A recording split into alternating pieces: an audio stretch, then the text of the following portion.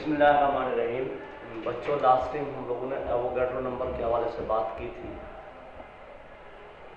और मुझे उम्मीद है क्योंकि बड़े तफसीलन हमने बात की और वो बात आपको समझ आ गई होगी। उसी से रिलेटेड जैसे लास्ट टाइम मैंने एक सिंपल से न्यूमेरिकल वाटर और सल्फ्यूरिक एसिड के हवाले से हल किया था 18 ग्राम्स वाटर के साथ और 98 ग्राम सल्फ्यूरिक एसिड के साथ।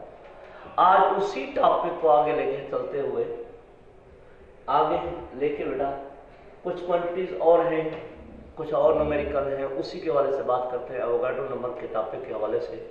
आपको लास्ट टाइम याद होगा हम लोगों ने नंबर ऑफ मॉलिक्यूल मालूम करने का फार्मूला क्या लिखा था, mass of molecules over molar mass multiply Avogadro number.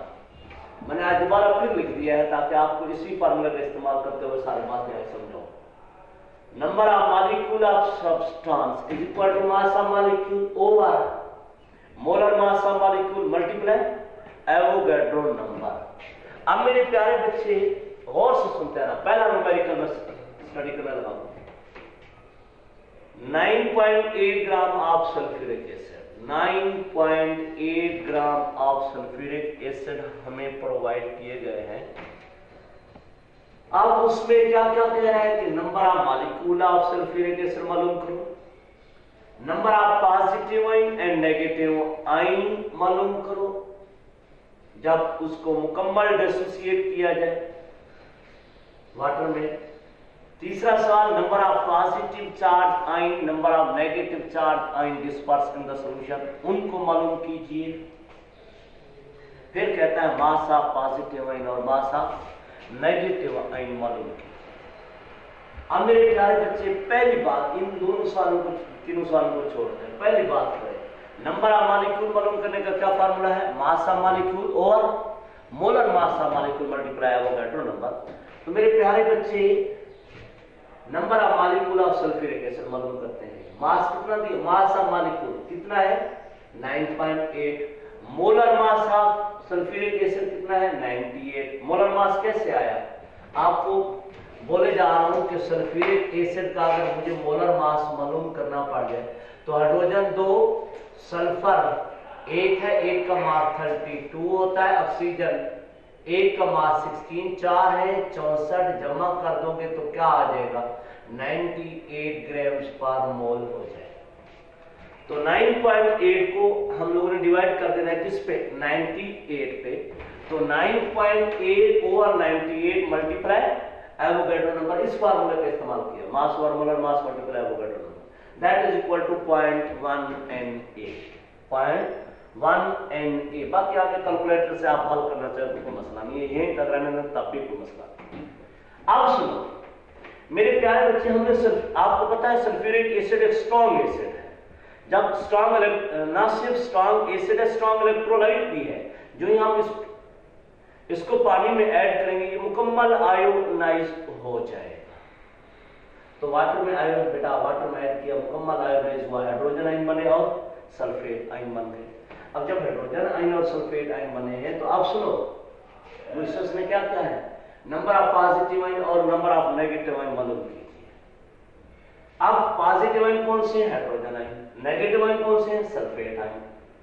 अब अभी पिछले लेक्चर में हमने बात की थी कि नंबर, अब किसी भी मॉलिक्यूल्स के अंदर कोई चीज भी मालूम करनी हो, उसके एटम्स, उसके अंदर आयंस मालूम करने हो, तो जो आप मॉलिक्यूल मालूम कर लेते हो उसी की तादाद से उन चीजों को मल्टीप्लाई करते जा रहे हो।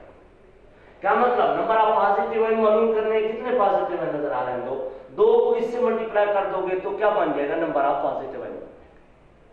अब बेटा number of positive ion mean hydrogen कितने हो जाएंगे, 2 मल्टीप्लाई 0.1 Na। ये मॉलिक्यूल की तादाद थी, उससे आपने मल्टीप्लाई कर।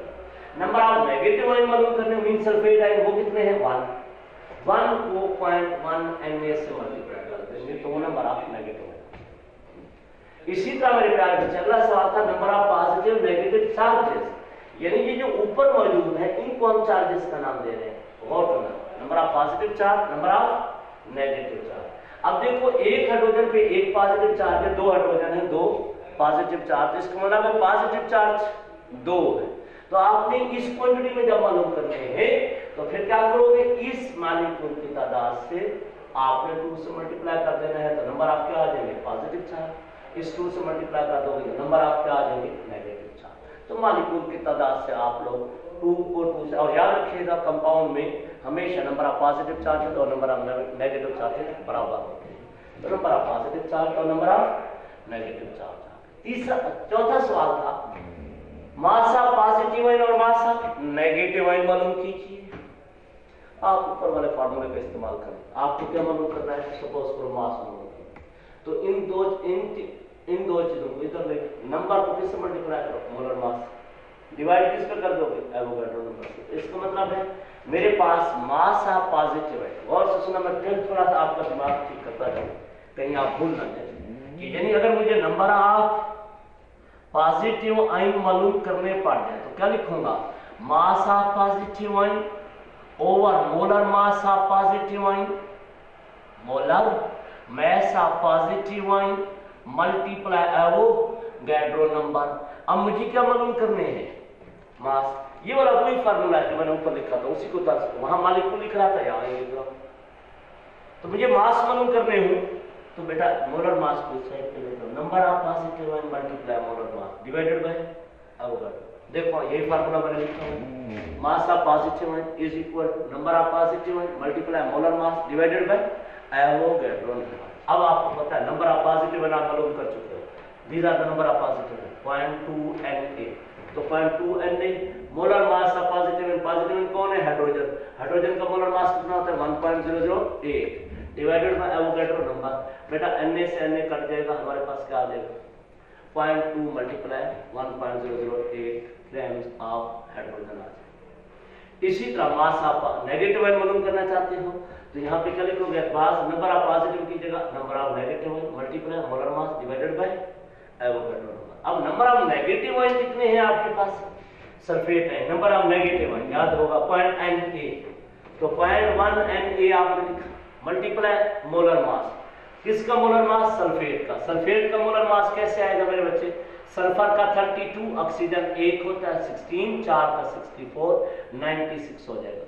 तो आपने 96 लिख दिया डिवाइडेड बाय Na, तो Na से Na कट जाएगा 0.1 मल्टीप्लाई 96, ये आपके पास क्या आ गया मास ऑफ नेगेटिव। बेशक 9.6 ग्राम लिख दो, कोई मसला नहीं है। मेरे ख्याल के मुताबिक आपको ये न्यूमेरिकल बिल्कुल समझ आ गया होगा कि कैसे मालूम करना है। बल इसी की कॉपी फिर एक और एग्जांपल नंबर 9 में हमने प्रोसीड की है, बिल्कुल उसी की कॉपी कंपाउंड चेंज कर दिया है। देखो 10 ग्राम ऑफ फास्फोरिक एसिड लिखा, 10 ग्राम ऑफ फास्फोरिक एसिड है, मैं उसी को फिर इसको बाद में समझा देता हूँ ताकि उसी से रिलेटेड आपको समझ आ जाए। नंबर ऑफ मॉलिक्यूल मालूम कीजिए, देखो वहां पे भी नंबर ऑफ मॉलिक्यूल था। Number 2 number of positive negative charge ion मालूम कीजिए, देखिए number of positive negative charge ion था। Number of positive negative charges मालूम कीजिए, मास ऑफ पॉजिटिव और नेगेटिव आयन। अच्छा मेरे बेटा और सुनिए, number of positive negative charge ion मालूम करने को कहता है, ये उस वक्त कहता है जब उस फास्फोरिक एसिड मुकम्मल पानी में डिसोसिएट होगा, तब ये चार्जेस आएंगे, तब हम मालूम करते हैं। तो मुकम्मल पानी में आयोनाइज करके हम लोगों ने हल करना है।